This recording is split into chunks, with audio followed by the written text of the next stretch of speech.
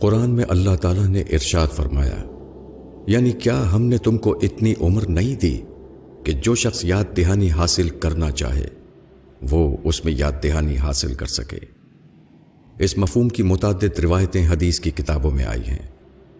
حدیث میں آیا ہے کہ جس آدمی کو لمبی عمر یا بڑھاپے کی عمر ملے اس کے پاس اللہ کے سامنے پیش کرنے کے لیے کوئی عذر باقی نہیں رہا۔ آدمی کے اوپر پہلے بچپن کا دور آتا ہے، اس کے بعد جوانی کا دور آتا ہے، اس کے بعد بڑھاپے کا دور آتا ہے۔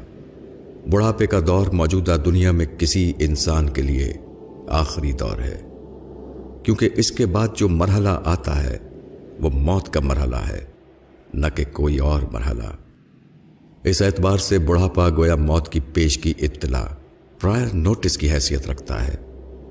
بڑھاپے میں جسم کے تمام اعضاء یعنی آرگنز کمزور ہو جاتے ہیں، حتیٰ کہ بعض اعضاء اپنا کام کرنا بند کر دیتے ہیں۔ یہ واقعات بتاتے ہیں کہ موت کا وقت قریب آ گیا۔ وہ گویا کہ موت کی جبری یاد دہانی یعنی کمپلسری ریمائنڈر ہیں۔ بڑھاپا آدمی کو قبر کے کنارے کھڑا کر دیتا ہے۔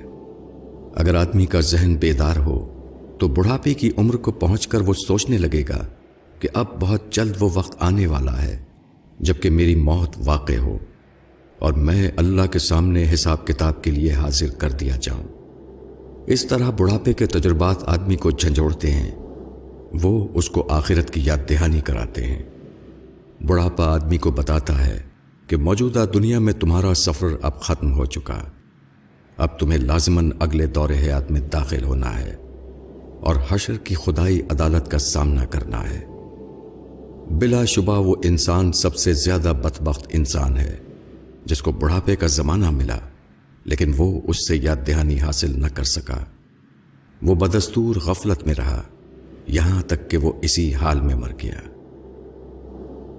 مولانا وحید الدین خان، کتاب سفر حیات۔